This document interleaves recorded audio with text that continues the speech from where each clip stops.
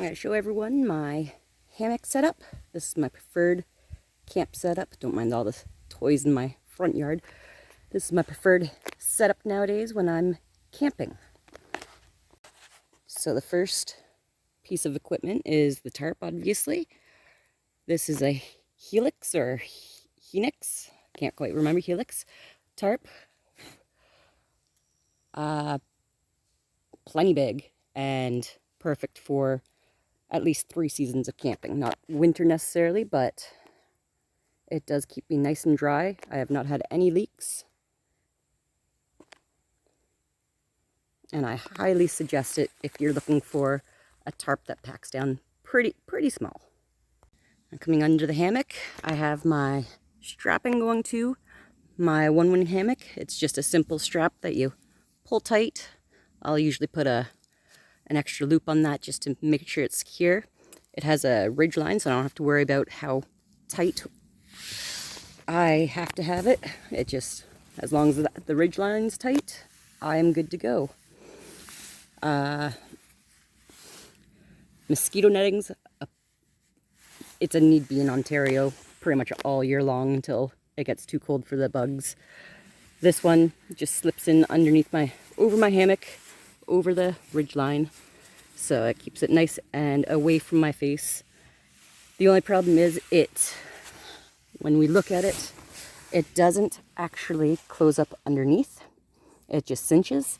So I find that putting it on the inside of my underquilt works perfect to keep out the bugs. And then the underquilt, it's also Onewind. And this is my favorite piece of equipment to go with my hammock, simply because of the bugs. I don't like getting bitten from underneath.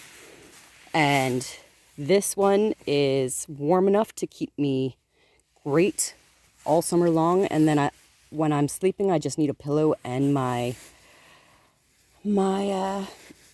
sleeping bag liner, and I'm plenty warm and comfy.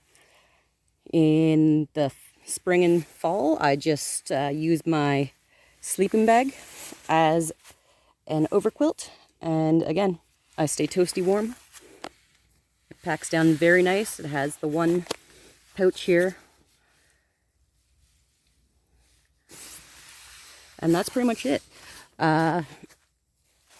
It weighs about the same as my tent, which I can show you in a second. My tent's not very expensive, but it got me going. So this is my cheap little tent that got me started when I decided to start camping again. It's about 4 pounds or so, and it's plenty big enough for one person. It's supposed to be, I think, 3, but it's like 1.5 person.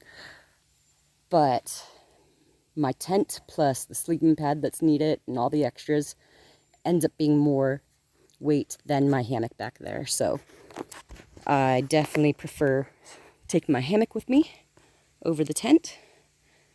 And honestly, I have even more better of a sleep. So hammock wins every time.